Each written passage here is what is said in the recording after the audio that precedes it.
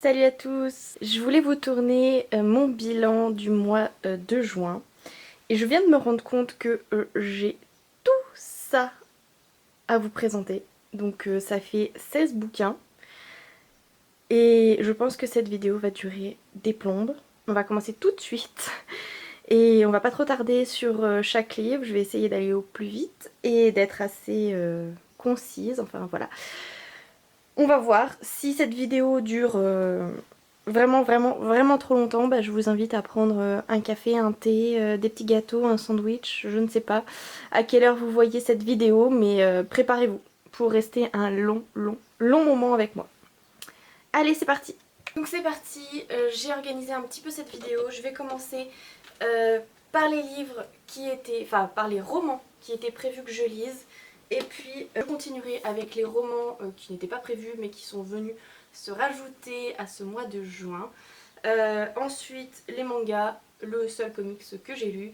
Et pour terminer tout ce qui est bande dessinée, graphique. Et puis je vous présenterai mon petit livre Disney que j'ai lu. Voilà. Donc on va commencer tout de suite, je prends comme ça vient, par Kaléidoscope de Marie Gaillet, paru chez Castelmore. C'est un livre que j'avais acheté pour sa couverture, voilà, je vous la remontre. Ici on va suivre Naomi qui est une adolescente un petit peu solitaire, voilà, elle n'a pas beaucoup d'amis et il est très difficile pour elle de s'en faire. Et elle en souffre beaucoup puisqu'elle a été victime de harcèlement scolaire dans son ancien collège, oui. Et quand elle va venir à déménager et à quitter Paris, la ville qu'elle aimait, pour aller dans une petite campagne, elle va pas être franchement ravie de ce déménagement et pour elle l'adaptation va pas être facile. Et donc un beau jour, sa grand-mère va lui donner un kaléidoscope qui va lui ouvrir les portes d'un autre monde, d'un monde un petit peu magique et qui devrait l'aider à aller un petit peu vers les autres. J'ai beaucoup aimé cette lecture, ma foi assez jeunesse, que je trouve plutôt d'actualité parce qu'en ce moment on entend beaucoup parler de harcèlement scolaire. À juste titre puisque on a très souvent passé sous silence ce que vivaient ces enfants et parfois c'est assez dramatique. D'ailleurs encore hier ou avant-hier j'ai vu passer une jeune fille de 11 ans qui s'est suicidée à cause du harcèlement scolaire qu'elle subissait. Donc voilà, je pense qu'il faut vraiment en parler et du coup voilà, j'ai beaucoup apprécié ce livre et oui, je le recommande. On va passer à un genre complètement différent. Je vous présente L'homme qui murmurait à l'oreille des chevaux de Nicolas Evans, je pense qu'on doit prononcer le S, paru chez Pocket, donc c'est un vieux livre que j'ai trouvé d'occasion. J'ai adoré cette lecture.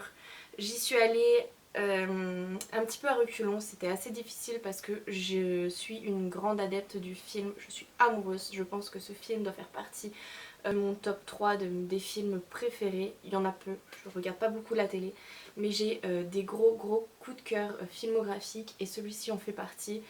Et j'estimais que pour arriver à la cheville du film, il fallait y aller quand même. Et j'ai pas été déçue, j'ai retrouvé toutes les émotions que je peux ressentir quand je vois le film. Et d'ailleurs je le vois, je le revois, je le re-revois. Et voilà, ça c'est un livre qui va rester dans ma bibliothèque, c'est un livre que je vais relire. C'est un livre à la fois touchant, qui déborde d'amour, qui déborde de sincérité. Pour ceux qui aiment autant que moi le film, sachez qu'il y a des scènes vraiment extraordinaires dans le livre qui n'apparaissent pas dans le film. Et voilà, je vous le recommande chaudement, vraiment. Achetez-le, il est juste magnifique. C'est un livre magnifique. Ensuite, j'ai lu Et après de Guillaume Musso, toujours paru dans les éditions Pocket. Là aussi c'est un livre que je ne pensais pas lire parce que c'est une vieille édition qui est très laide selon moi, qui me donnait absolument pas envie. Je l'ai trouvé en boîte à livres, je l'ai pris parce que j'avais très envie de découvrir un autre livre de Guillaume Musso après avoir lu Un appartement à Paris. C'est un genre complètement différent, c'est pas du tout un thriller, c'est pas du tout un policier. On va suivre un homme qui s'appelle Nathan, qui vit à New York et qui a tout réussi dans la vie. Enfin tout réussi entre guillemets, c'est un brillant homme d'affaires, il est avocat, il est très réputé, il gagne extrêmement bien sa vie, il a un appartement magnifique. On a l'impression que tout lui réussit, malheureusement la seule chose qu'il a ratée c'est un petit peu sa vie sentimentale puisque il est divorcé d'avec la femme de sa vie, une femme qu'il connaît depuis qu'il a 8 ans, qu'il aime d'amour depuis cet âge-là, avec qui il a eu une petite fille et malheureusement à qui il n'accorde pas assez de temps. Cet homme va rencontrer un autre homme très puissant, un médecin assez réputé, qui va un petit peu chambouler toute sa vie et remettre en question et remettre en question toutes ses croyances, puisqu'il va lui expliquer qu'il est un messager, je crois que c'est ça. Je ne suis pas certaine qu'il appelle ça un messager, mais en tout cas, il a des pouvoirs assez particuliers, il peut voir qui va mourir pour les préparer. Et il va apporter une attention particulière à Nathan. On est plus sur un livre spirituel, un livre qui vous emmène à vous questionner sur un petit peu le sens de la vie. Est-ce que voilà, de se défoncer au travail, de faire des journées de 6h, 22h, ça a vraiment de l'importance en sachant au détriment de sa vie personnelle, de ses loisirs, de voilà. Est-ce que la vie c'est vraiment travailler d'arrache-pied ou plutôt profiter de la vie? C'est le genre de livre qui me parle, donc j'ai apprécié la lecture et comme quoi il ne faut pas juger un livre à sa couverture. Ensuite, un énorme coup de cœur donc pour Une sirène à Paris de Mathias Malzieu, donc paru chez Albin Michel. J'adore les romans d'Albin Michel. Je crois que Mathias Malzieu est en passe de devenir un de mes auteurs chouchous parce que c'est le deuxième roman que je lis de lui. Il me semble que là j'ai lu son premier, La mécanique du cœur, et celui-ci c'est son dernier. Donc voilà, j'adore. Comme je l'ai dit, je pense en commentaire à l'une d'entre vous, j'ai l'impression quand je lis ces romans de me promener dans un de ses rêves. J'adore tout ce qui est magique, j'adore voilà, son univers assez onirique, c'est juste extraordinaire. Je peux pas... C'est difficile pour moi de vous exprimer ce que j'ai ressenti en lisant ce livre, mais voilà, c'est poétique, c'est beau, c'est magique et c'est tout ce que j'aime, donc moi je vais retenter l'expérience. D'ailleurs il y a un livre qui est dans ma pile à lire, c'est l'une de vous qui me l'a conseillé, c'est Le plus petit baiser jamais recensé il me semble, et un vampire en pyjama aussi. Voilà, donc je pense voilà, ils seront achetés courant juillet et voilà, j'ai franchement hâte de découvrir ce qu'il a fait d'autre parce que j'ai vraiment adoré ses lectures. Et comme je vous dis, allez-y, c'est vraiment trop beau. Donc voilà, tout ça c'était pour ce qui était dans ma pile à lire du mois de juin et je suis assez fière puisque sur tous les livres que j'avais dans ma pile à lire, il n'y en a que 2 que je n'ai pas lus ou que je n'ai pas terminé de lire, donc Nevermore où j'en suis à peu près 200 pages, j'espère pouvoir le lire d'ici la fin de la semaine.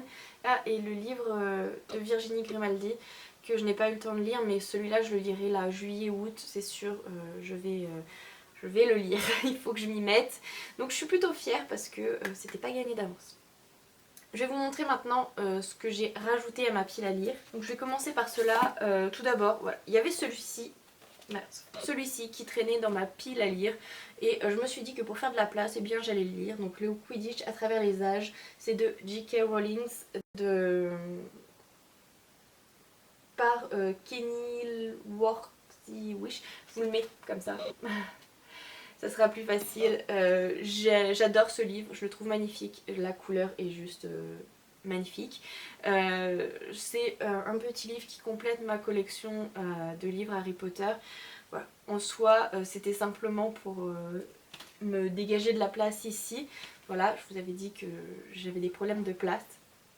Et donc je suis bien contente de pouvoir le mettre maintenant dans ma bibliothèque Harry Potter, dans les livres lus. Et puis voilà, donc ici on va parler du Quidditch à travers les âges, donc la naissance du Quidditch, les règles qui ont évolué à travers le temps, un petit peu l'histoire des balles, un petit peu l'histoire des ballets, enfin voilà.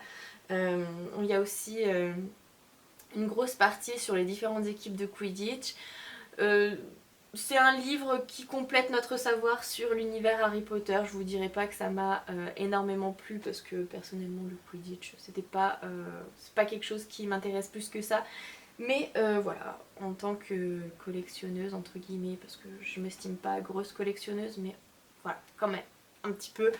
Euh, je me devais de l'avoir dans ma bibliothèque et c'est chose faite. Et comme avoir des livres c'est bien, mais les avoir lus c'est mieux quand même. Donc maintenant je l'ai lu et je vais pouvoir le ranger avec ses petits frères et ses petites sœurs. J'ai lu Il est abîmé, Comment le dire la nuit de Vincent Tassi, paru aux éditions Le Chat Noir. Il est juste magnifique ce bouquin. Et comment vous dire, là aussi c'est un livre dont je suis assez mitigée. J'ai envie de vous dire que j'ai pas tout compris ce livre. Je l'ai trouvé beau, je l'ai trouvé comme le premier livre que j'ai lu, Effroyable porcelaine de Vincent Tassi, je l'ai trouvé extrêmement mélancolique, extrêmement touchant, extrêmement poétique aussi. Voilà, son écriture elle est belle à Vincent Tassi et je pense que c'est pour ça que j'ai aimé ce livre, mais j'ai pas tout compris.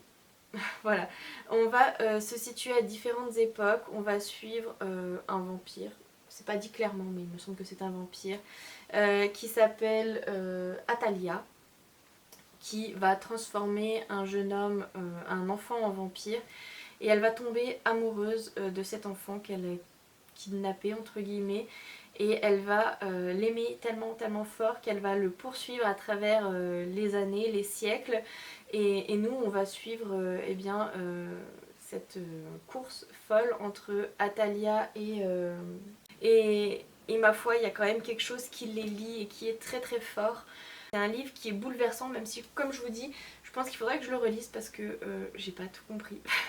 Voilà, par contre je peux vous dire que j'ai aimé. Voilà, je sais pas pourquoi, parce que comme je vous dis, j'ai pas tout compris, mais j'ai aimé. Alors c'est bête, mais voilà. Je le relirai, je pense, dans quelques temps. Et peut-être que je vous en reparlerai, mais je sais pas. Dites-moi si je suis la seule à avoir lu ce bouquin et n'avoir pas tout compris. Mais pourtant avoir la sensation que ça a été un livre fort, poignant, émouvant, et avoir fermé le livre en se disant waouh, mais en fait, l'histoire c'était quoi? Et je trouve ça quand même assez fort, enfin je sais pas, hein, mais pour ma part je trouve ça assez fort pour un auteur d'avoir réussi à transmettre ses émotions avec une histoire dans laquelle finalement on comprend pas trop le sens. Voilà. Et si par contre vous avez lu et vous avez compris, je veux bien que vous me l'expliquiez aussi. Voilà. Donc lui aussi c'est un livre que je vais garder, que je trouve extrêmement beau. Et regardez. Et de Vincent Tassi, il ne me restera plus qu'à lire Apostasie, mais je le cherche dans les éditions Le Chat Noir et pour l'instant je ne le trouve pas. Je suis assez triste parce que la couverture d'Apostasie aux éditions Le Chat Noir est juste sublime et je crois qu'elle est en rupture de stock, plus éditée, j'en sais rien. Je ne la trouve pas, donc je vais essayer d'occasion et j'espère vraiment pouvoir avoir tous les Vincent Tassi dans ce format-là. Voilà. Ensuite, je vais continuer par deux thrillers que j'ai lus. Donc, Du feu de l'enfer de Sir Cédric, paru chez Pocket. Là, c'est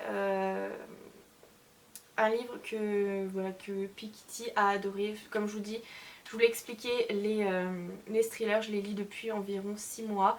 Avant ça, je n'y connaissais rien. Et j'ai eu envie de connaître d'autres auteurs de thrillers. Et j'ai pas pris beaucoup de risques puisque Sir Cédric est assez réputé dans ce domaine et que Piketty Bookin a adoré celui-ci, donc j'ai suivi. C'est un livre extrêmement addictif qui se lit très très vite malgré le fait qu'il fasse plus de 600 pages. On va suivre deux personnages, donc Manon et Ariel, qui sont mêlés à des crimes liés à une secte qui massacre des chiens et des humains. Voilà, et en fait tout va les accuser parce que ces hommes et ces femmes qui participent à cette secte sont tellement puissants que qu'en fait ils ont de la ressource, ils ont des indices dans les services de police, dans les hommes politiques, etc., etc. Donc en fait ils vont tout faire pour accuser ce frère et cette sœur qui malheureusement vont se faire traquer par la police, par les personnes de cette secte. J'ai pas envie de trop en dire parce que c'est vrai que les thrillers, si on en dit trop ça sert plus à rien de le lire. Je l'ai trouvé extrêmement addictif, extrêmement facile à lire. J'ai aimé, mais c'est un livre qui est dérangeant je trouve. Voilà, il y a des scènes où j'ai aimé, enfin voilà, j'ai aimé parce que ça a été... C'était bien fait, c'était bien écrit. Voilà, c'était très très bien dans l'histoire. Mais en fait, quand on y réfléchit, c'est dégueulasse, c'est dérangeant. Et voilà, donc je vous le recommande vraiment, ceux qui l'ont pas lu. J'ai été sur le cul. C'est vrai que c'est rare que je lis peu de thrillers et ceux que j'ai lus, j'ai anticipé la fin. Et c'est vrai que ça m'a un petit peu dérangée de me dire ok bah ça va finir comme ça et que ça se finisse comme ça. Et bah là, pour le coup, il y a eu un rebondissement à un moment. Et je me suis dit non mais c'est pas possible, non mais c'est pas possible, non mais c'est pas possible, ça peut pas finir comme ça. Et en fait si, ça finit comme ça. Ça... Voilà, j'ai vraiment aimé. Si vous l'avez pas lu, lisez-le parce que c'est un excellent thriller et très très addictif et très très bien écrit et voilà, vous serez pas déçus. Je continue dans les thrillers et là pareil, une valeur sûre, Franck Tilliès, donc Puzzle, paru chez Pocket. J'ai entendu énormément de bien de cet auteur et du coup voilà, c'est pour ça que je me suis tournée vers lui pour lire des thrillers comme pour... Sir Cédric. On va suivre Ilan et Chloé qui sont des ex-petites amies et ensemble ils participaient à des chasses au trésor version grandeur nature, voilà, où on vous sème des indices dans votre vie et vous devez remonter les indices pour réussir à percer le mystère et gagner une certaine somme d'argent. En tout cas, ensemble ils avaient commencé à jouer à une chasse à participer à une chasse au trésor qui s'appelait Paranoia et au fil du temps ils se sont éloignés, ils se sont séparés et ils ont arrêté cette chasse au trésor. Et un jour Chloé va débouler chez Ilan en lui disant qu'elle a trouvé de nouveaux indices et qu'elle a besoin de lui pour percer le mystère. Et Ilan lui par contre a sa propre chasse au trésor, si je puis dire, c'est le mystère sur la mort de ses parents. On perçoit tout de suite dans les premières lignes que Ilan est un petit peu perturbé. Voilà, il est très clairement paranoïaque. Voilà, il a l'impression qu'on le surveille, qu'il y a des gens qui rentrent chez lui, etc. etc. Et cette chasse au trésor va les emmener dans la région grenobloise, il me semble, vers Chambéry. Je ne me souviens plus, mais en tout cas pas loin de chez moi et du coup c'est vrai que j'ai beaucoup aimé retrouver Grenoble, etc. Et ouais, c'est lui par contre, donc voilà, un thriller en huis clos, je crois qu'on peut dire ça comme ça.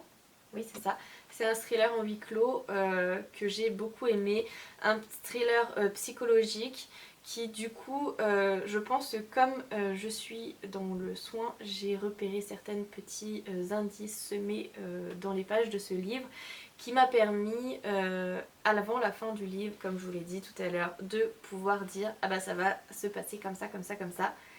Et effectivement, ça s'est passé comme ça. Donc j'ai été pas déçue parce que je pense que c'est un très très bon livre. Voilà, j'ai apprécié le thriller, j'ai apprécié cet univers de chasse au trésor. C'est vrai que c'est quelque chose que j'aime beaucoup, que je ne connaissais pas dans le livre. Et puis je pense que ça doit exister vraiment ce genre de chasse au trésor.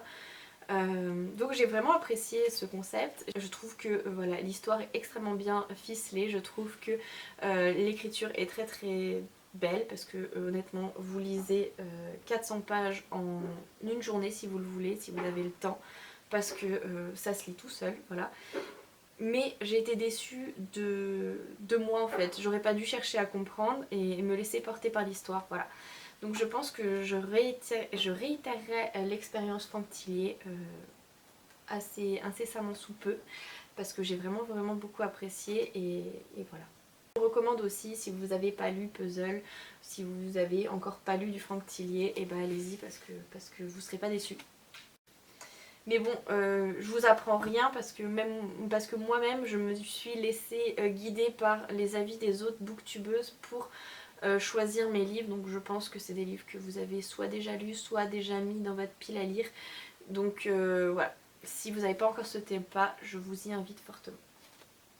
Ensuite je vais passer au manga, donc j'ai lu Kazane le tome 3, ça fait déjà plusieurs vidéos que je vous résume ce bouquin.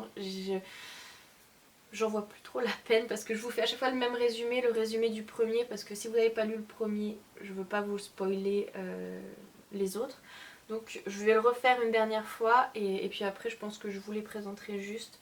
Donc c'est de Daruma Matsura, donc paru aux éditions Kihonsein.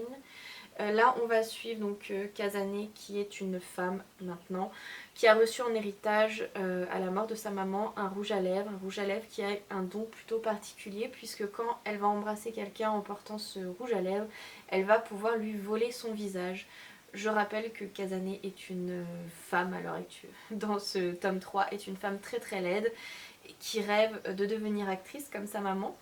Et pour ce faire, il vaut mieux être quand même plutôt jolie, hein, parce que des actrices moches, il n'y en a pas. Et du coup, elle va voler des visages pour réaliser son rêve de devenir actrice. Et donc voilà, c'est vraiment une série manga que j'aime beaucoup. Je trouve les dessins juste sublimes. Vous allez pouvoir voir le visage de Kazane du coup.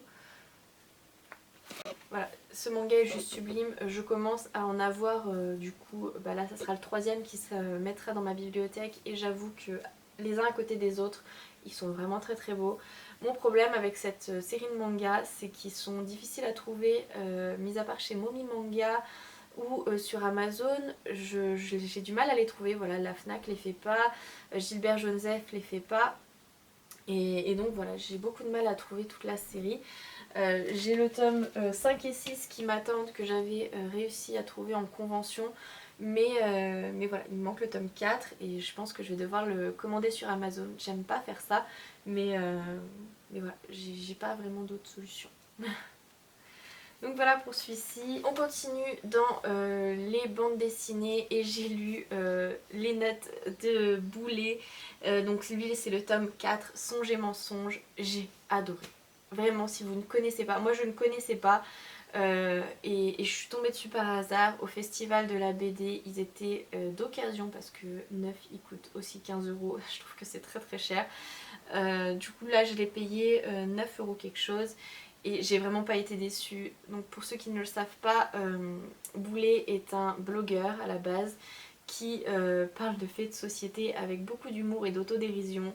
Et je suis vraiment vraiment pas déçue. Là il parle des rêves. Hein. Il nous raconte que en gros les gens qui lui racontent ses rêves, ça le fait chier, il en a rien à foutre, il les écoute... il les écoute par politesse entre guillemets, mais il voit pas trop l'intérêt de raconter ses rêves à autrui. Donc voilà, il y a énormément, enfin les choses sont dites crûment et c'est très très drôle. Il nous parle de sa vie de blogueur et de quand il est en convention et en dédicace. Il parle de sa vie et des faits de société et c'est très très très très drôle. Honnêtement, allez-y, foncez. Si vous ne connaissez pas, vous ne serez pas déçus. Ils sont juste géniaux. Il y a plein de planches différentes.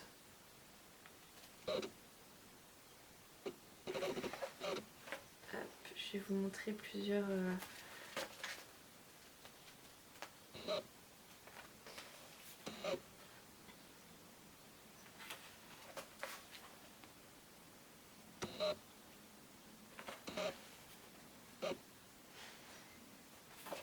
Voilà. Je vais m'arrêter là. Vous avez vu, l'univers graphique est très très riche. Il y a quand même de quoi lire. J'ai passé un bon moment avec cette lecture. J'ai rigolé. J'ai rigolé et j'ai fait rire mon chéri et un ami parce que je leur ai lu des passages. Ouais, je pense que c'est un petit bouquin très très mal connu. Pourtant il y en a énormément. Hein. Il a fait plein de petites BD comme ça. Donc si vous ne connaissez pas et que vous aimez l'univers graphique, je vous le recommande parce que c'est un petit trésor, c'est une pépite et c'est génial. Vraiment, vous allez passer un excellent moment avec Boulet parce que c'est un personnage très très drôle. Ensuite, je vous présente Dans la tête de Sherlock Holmes, de Cyril Liéron et Benoît Dahan. Là, c'est le premier tome de l'affaire du ticket scandaleux paru chez Ankama. Je vous l'ai présenté la semaine dernière en book haul, oui. Donc je vous l'ai présenté la semaine dernière en book haul, comme pas mal de choses qui sont pas là. J'ai adoré, c'est un gros coup de cœur, fan du personnage de Sherlock Holmes. Et là, l'objet livre est déjà magnifique à la base. Je trouve le concept juste génial. Je vais vous montrer un petit peu hop, donc les planches.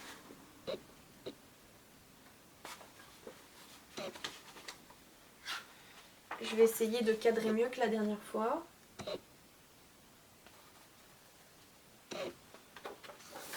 Et voilà, donc c'est surtout cette page là que je voulais vous montrer. Donc je vous l'ai expliqué dans le book haul. On suit en fait le raisonnement de Sherlock Holmes pour trouver des indices et arriver à faire des liens dans les affaires avec les indices qu'on lui rapporte. Donc là, Sherlock Holmes est dans une phase où il s'ennuie, où il ne sait pas trop quoi faire et du coup il se drogue pour stimuler ses petites méninges. Et en fait, on va lui apporter une affaire, un homme qui, à la suite d'un spectacle, va se retrouver à se déambuler à moitié nu dans les rues et à ne plus se souvenir de ce qui s'est passé la veille. Voilà, il n'a plus aucun souvenir de la pièce de théâtre, il n'a plus aucun souvenir de ce qui s'est passé la nuit. Il est complètement perdu et pour ce médecin, c'est quand même plutôt étrange. Donc Sherlock Holmes va l'aider à se souvenir de ce qui s'est passé ce soir-là et il va se rendre compte finalement que cette petite enquête va se révéler une affaire plus importante que ça, puisque à la suite de cette représentation, il y a eu un mort. C'est un tome 1, donc à la fin de ce premier tome, il n'a pas encore tous les éléments pour résoudre l'enquête, mais voilà. Le tome 2 s'annonce prometteur avec une révélation à la Sherlock Holmes à la fin. Voilà, la particularité et ce qui fait tout l'intérêt de ce livre, c'est vraiment qu'on suit son raisonnement, son cheminement. Parfois pas tout à fait clair, hein. Je pense qu'il n'y a que Monsieur Sherlock qui se retrouve dans ces petites méninges, mais c'est bien fait, c'est un très très bel objet livre, l'enquête est prometteuse, c'est du Sherlock Holmes en même temps, ça ne pouvait que l'être. Désolée, je reviens après avoir vidé ma carte mémoire pour faire de la place, et donc je vous disais que je vous recommandais du coup chaudement cette bande dessinée si vous êtes un admirateur de Conan Doyle ou du personnage de Sherlock Holmes, ou si vous avez envie de le découvrir parce que elle est juste extraordinaire et magnifique. Voilà.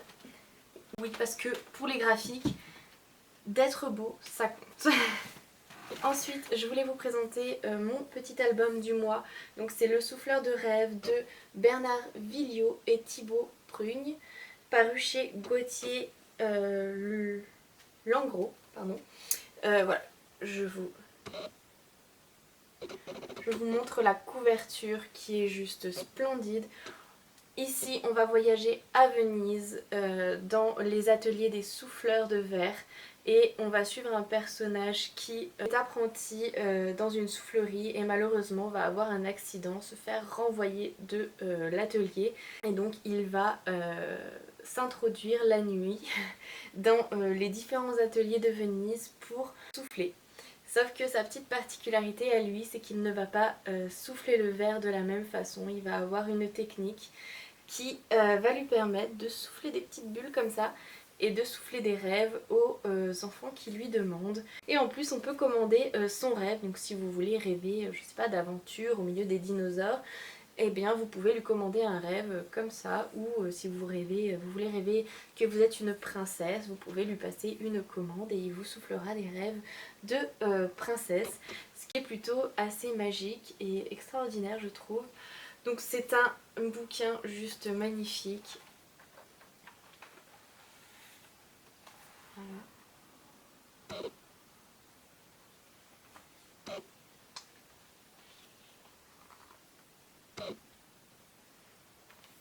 Je le trouve très poétique, très onirique et j'adore ce style de bouquin. Voilà, c'est un livre que je lirai probablement à mes enfants plus tard. Voilà, pour l'instant ils sont un petit peu petits je trouve, mais voilà, je me les garde précieusement dans ma bibliothèque pour de futures histoires du soir mais pas que. Et je termine avec voilà, mon livre un livre que je vous avais présenté aussi dans ma pile à lire du mois de juin. Donc c'est Mark Davis, L'anatomie d'une légende. C'est chez Urban Books. Et bien il n'y a pas d'auteur puisque voilà, il y a énormément de personnes qui ont participé à la construction de ce livre. C'est un livre hommage à un homme extraordinaire, autant par le talent, parce que oui, c'est un homme qui était bourré de talent. Il était très admiré de la part de ses étudiants qui donnaient beaucoup, voilà, qui partageaient ses passions, un homme généreux, et j'ai apprécié découvrir ce personnage que je ne connaissais pas et qui pourtant est le papa de héros qui ont bercé mon enfance.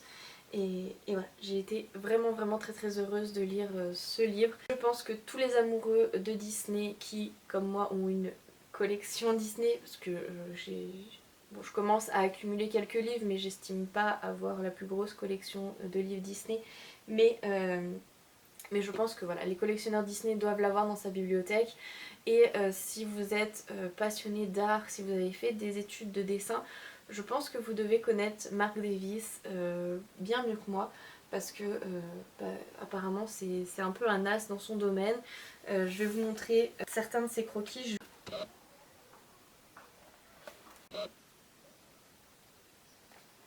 Il a réalisé autant des œuvres sur des animaux parce que voilà, ils expliquent qu'il dessinait très jeune quand il allait au zoo sur des emballages. Voilà, pour les animaux. C'est un maître du mouvement. Voilà. Et puis eh ben, dans l'animation, parce que moi je l'ai surtout lu parce que il avait réalisé des œuvres pour Disney. Donc voilà, un petit peu des pièces de son travail. Donc voilà, c'était un homme passionné et passionnant qui avait toujours un crayon et un petit carnet à la main. Moi c'est comme ça que je me l'imagine en tout cas, qui pouvait dessiner sur tous les événements dans lesquels il participait, comme je vous l'ai dit, voilà, les spectacles auxquels il participait, les voyages qu'il faisait, etc. etc. Et puis un homme chaleureux qui apparemment recevait énormément de monde avec sa femme. Et voilà, un personnage très intéressant qui mérite d'être connu parce qu'on parle énormément de Walt, mais Mark Davis était un petit peu son bras droit, celui sans qui beaucoup de nos héros n'auraient pas vu le jour. Il a fait un travail extraordinaire sur les chiens des 101 Dalmatiens. Je vais vous montrer Cruella, je vous l'ai déjà montré mais je la trouve